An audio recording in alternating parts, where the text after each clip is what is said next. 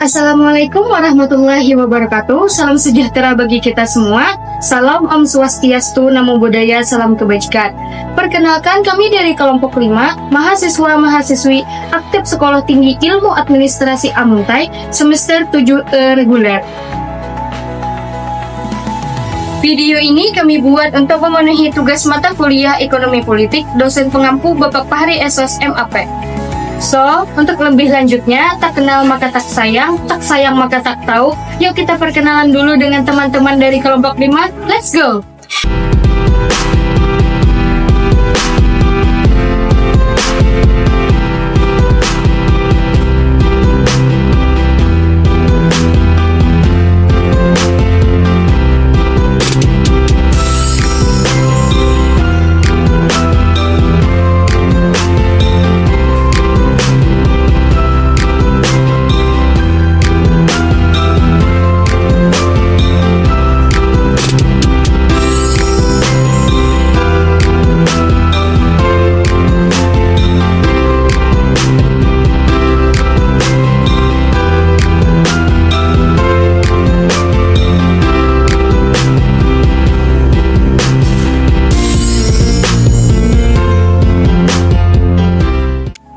Nah, untuk materi yang akan kami bahas pada video presentasi ini adalah ekonomi politik dalam hutang luar negeri, yang mana topik pembahasan ini menarik dan penting loh. Oleh karena itu, yuk simak video sampai selesai. Perjalanan menuju masa depan adalah langkah penuh harapan yang membutuhkan kehati-hatian di setiap keputusan. Setiap langkah yang diambil hari ini memiliki dampak yang akan dirasakan di hari esok, baik bagi diri sendiri, masyarakat, maupun generasi mendatang. Dalam merancang masa depan, tidak hanya keberanian yang diperlukan, tetapi juga kebijaksanaan untuk melihat peluang dan risiko secara seimbang. Dengan berhati-hati, perjalanan ini akan menjadi upaya untuk menciptakan kehidupan yang lebih baik tanpa mengorbankan stabilitas atau keberlanjutan. Masa depan adalah tentang pilihan yang penuh tanggung jawab. Dengan kehati-hatian, setiap langkah dalam perjalanan ini dapat menjadi awal dari kemajuan yang berarti dan berkelanjutan. Pernahkah kalian bertanya-tanya, mengapa negara-negara berkembang seringkali terlilit hutang luar negeri? Dan kenapa mereka harus bergantung pada pinjaman dari negara lain? Jawabannya terletak pada dinamika ekonomi politik global yang kompleks. Ekonomi politik hutang luar negeri membahas bagaimana kekuatan ekonomi dan politik negara-negara maju mempengaruhi cara negara-negara berkembang mengelola hutang mereka. Bayangkan sebuah negara berkembang yang ingin membangun infrastruktur baru seperti jalan tol atau pelabuhan, dan mereka membutuhkan dana besar untuk membangunnya. Akan tapi dana dalam negara mereka tidak cukup. Oleh karena itu, mereka memutuskan untuk meminjam dana tersebut dari negara maju. Dan sisi ini, negara maju dengan kekuatan ekonomi dan politik yang lebih besar, seringkali memiliki pengaruh dalam menentukan syarat dan ketentuan dari pinjaman tersebut. Hal inilah yang mengakibatkan negara berkembang terjebak dalam siklus hutang yang sulit dilepaskan. Sejarah hutang luar negeri telah berlangsung lama. Sejak era kolonial, negara-negara berkembang telah menjadi target pinjaman dari negara-negara maju. Pinjaman ini seringkali diberikan dengan syarat yang tidak adil, seperti bunga yang tinggi dan persyaratan pembayaran yang ketat. Contohnya, pada negara Indonesia saat masih dijajah Belanda, negara Indonesia dipaksa untuk menerima pinjaman dengan bunga yang sangat tinggi. Hasil bumi Indonesia seperti rempah-rempah dan minyak bumi menjadi jaminan pembayaran hutang yang pada akhirnya menguntungkan Belanda dan menguras kekayaan Indonesia. Setelah Perang Dunia Kedua, lembaga keuangan internasional seperti IMF, International Monetary Fund, dan World Bank didirikan untuk membantu negara-negara berkembang. Namun, lembaga-lembaga ini seringkali menerapkan kebijakan yang menguntungkan negara maju dan menyebabkan ketergantungan negara berkembang. Pada tahun 1997, Indonesia mengalami krisis ekonomi yang parah. IMF memberikan pinjaman dengan syarat Indonesia menerapkan kebijakan ekonomi tertentu, seperti pengurangan subsidi BBM dan pencabutan proteksi terhadap industri dalam negeri. Kebijakan IMF ini, meskipun ditujukan untuk memperbaiki ekonomi, ternyata berdampak negatif bagi rakyat Indonesia. seperti meningkatkan kemiskinan dan ketidaksetaraan. Maka dari itu, dampak hutang luar negeri memiliki dua sisi bagi suatu negara, yaitu yang pertama, pembangunan infrastruktur. Hutang luar negeri dapat menjadi sumber pendanaan untuk membangun infrastruktur yang vital bagi pertumbuhan ekonomi. Contohnya, pembangunan jalan tol, pelabuhan, dan bandara dapat meningkatkan konektivitas, mempermudah akses pasar, dan mendorong investasi. Kedua, peningkatan kualitas sumber daya manusia. Hutang dapat digunakan untuk mendanai sektor pendidikan dan kesehatan, yang pada akhirnya meningkatkan kualitas sumber daya manusia. Sumber daya manusia yang terampil dan berpendidikan tinggi menjadi aset penting dalam mendorong pertumbuhan ekonomi dan daya saing suatu negara. Ketiga, menutupi defisit anggaran. Hutang dapat digunakan untuk menutupi defisit anggaran, terutama dalam situasi darurat atau ketika pendapatan negara tidak mencukupi untuk membiayai pengeluaran. Hal ini penting untuk menjaga stabilitas ekonomi dan mencegah penurunan tajam dalam belanja publik. Kemudian dari sisi dampak negatif diantaranya yang pertama, beban utang. Hutang luar negeri menimbulkan beban bagi negara untuk membayar bunga dan utang pokok. Jika beban utang terlalu besar, dapat mengurangi anggaran untuk sektor lain yang penting seperti pendidikan, kesehatan, dan infrastruktur. Yang kedua, ketergantungan. Hutang luar negeri dapat menciptakan ketergantungan pada negara direktur. Negara direktur bisa memiliki pengaruh besar dalam menentukan kebijakan ekonomi negara yang berhutang, yang bisa berdampak negatif bagi rakyat. Yang ketiga, risiko ekonomi. Hutang luar negeri dapat menciptakan risiko ekonomi seperti krisis keuangan atau penurunan nilai mata uang. Jika suatu negara tidak mampu membayar utangnya, dapat menciptakan ketidakstabilan ekonomi dan sosial.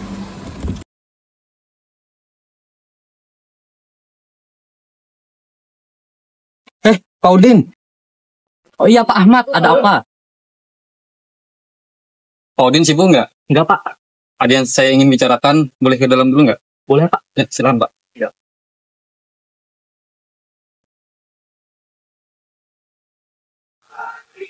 Silakan dulu Pak. Iya Pak.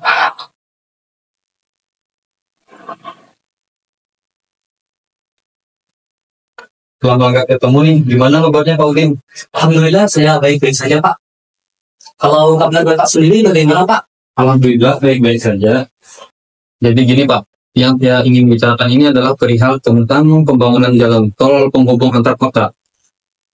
Haris, tolong ambilkan berkas saya Pak. Ini Pak berkas. Terima kasih. Ini berkasnya Pak Udin. Mohon dicek dulu bagaimana dengan isinya. Baik Pak, saya akan ceknya.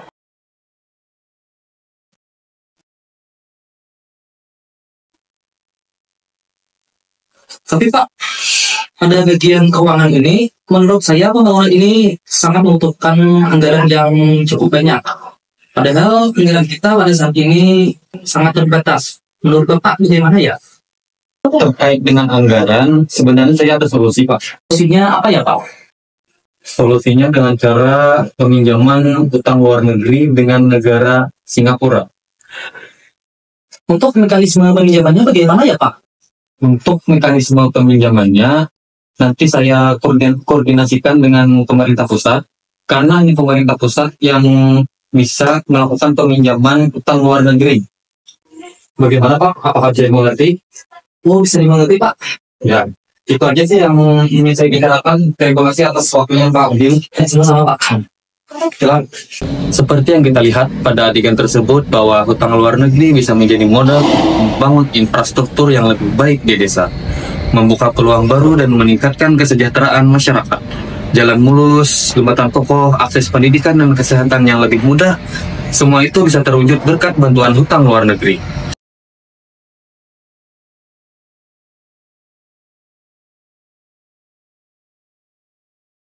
Soalnya, oh, minum kemarin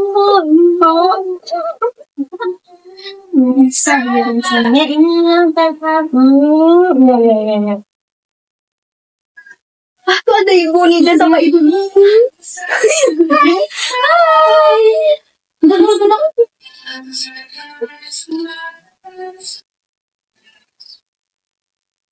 Ya kan nih? Bagaimana Bu kabar kalian? Alhamdulillah baik. Saya juga baik, alhamdulillah. Kalian bagaimana? Alhamdulillah kami juga baik. Oh ya Bu, mau nggak sih? Kenapa sih Ibu Rana itu kok agak kayak orang kebingungan? Ya, kebingungan semingguan ini.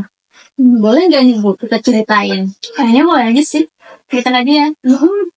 Gini nih Bu, Ibu Rana itu kan mau melakukan peminjaman hutang ke luar negeri. Ternyata suku bunga peminjaman hutang di luar negeri sama di dalam negeri itu sangat berbeda. Ternyata untuk peminjaman di luar negeri suku bunganya sangat besar dibanding di dalam. Dan sekarang sih untuk perusahaan Ibu Rana ini sangat-sangat membutuhkan peminjaman uang. Di situ yang Ibu Rana ini sangat kebingungan nih gimana cara mengatasi dan bagaimana sih kok bisa peminjaman hutang luar negeri itu suku bunganya sangat besar. Itu yang menyebabkan beliau kebingungan. Oh gitu ya Bu. Semoga Ibu Rana cepat selesai ya Bu masalahnya. Amin. Amin. Namun, kita juga harus ingat utang luar negeri bisa menjadi beban yang berat jika tidak dikelola dengan baik. Suku bunga tinggi bisa menggerogoti anggaran negara, menghambat pembangunan di sektor lain, dan bahkan mengancam stabilitas ekonomi. Hutang luar negeri jika tidak dikelola dengan bijak bisa menjadi beban berat bagi suatu negara. Namun, bukan berarti kita harus menghindari hutang sama sekali. Kuncinya adalah mengelola hutang dengan bijak dan mencari solusi untuk mengurangi ketergantungan pada negara kreditur. Langkah utama adalah pertama, meningkatkan pendapatan domestik melalui diversifikasi ekonomi dan pengembangan sektor produktif. Ini berarti mendorong pertumbuhan ekonomi yang berkelanjutan dan berfokus pada sektor yang memiliki potensi besar, seperti industri kreatif, teknologi, dan energi terbarukan. Dengan meningkatkan pendapatan domestik, negara bisa mengurangi ketergantungan pada pinjaman luar negeri. Yang kedua, mengoptimalkan pengelolaan utang. Pemerintah harus mengelola utang dengan bijak dan transparan. Ini termasuk memilih sumber pendanaan yang tepat, menentukan jangka waktu pinjaman yang realistis, dan memastikan bahwa utang digunakan untuk proyek-proyek yang berkelanjutan dan bermanfaat bagi rakyat. Dalam transparansi pengelolaan utang itu sangat penting untuk membangun kepercayaan masyarakat dan mencegah korupsi. Yang ketiga, meningkatkan tata kelola pemerintah. Tata kelola pemerintah yang baik dan transparan sangat penting untuk membangun kepercayaan investor dan meningkatkan iklim investasi. Ini berarti meningkatkan akuntabilitas, transparansi, dan efisiensi dalam pengelolaan keuangan. Dengan tata kelola pemerintahan yang baik, negara bisa menarik investasi domestik dan mengurangi ketergantungan pada pinjaman luar negeri. Keempat, membangun cadangan devisa. Membangun cadangan devisa yang cukup penting untuk menghadapi guncangan ekonomi global. Cadangan devisa dapat digunakan untuk membayar utang, menstabilkan nilai mata uang, dan menjaga stabilitas ekonomi. Cadangan devisa yang kuat memberikan rasa aman dan mengurangi risiko krisis ekonomi. Kesimpulan dari materi kami yaitu hutang luar negeri adalah pedang bermata dua. Jika digunakan dengan bijak, hutang dapat mendukung pembangunan dan meningkatkan kesejahteraan rakyat. Namun, jika dikelola tanpa perencanaan matang, hutang bisa menjadi beban yang berat bagi generasi mendatang. Bijaknya dalam memilih dan menggunakan utang untuk menciptakan masa depan yang lebih baik. Baik, itulah pembahasan video presentasi kami tentang ekonomi politik dalam luar negeri. Semoga dapat dipahami dan menjadi wawasan luas untuk kita semua. Sekian video dari kelompok 5, semoga bermanfaat. Wassalamualaikum warahmatullahi wabarakatuh. Behind the scene. Mahasiswa-mahasiswi aktif sekolah tinggi. Baik, itulah pembahasan video presentasi. Pedang apa itu? Pedang bermata. Langsung kah? Langsung aja. Pernahkah kalian bertanya-tanya mengapa? Maka dari itu, dampak hutang Ya seperti rempah-rempah yang dan salah Ketergantungan. Betul.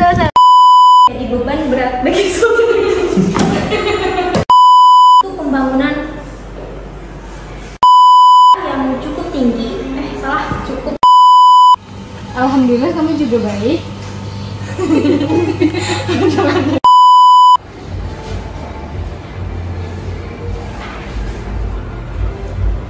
Tapi Pak, ada bagian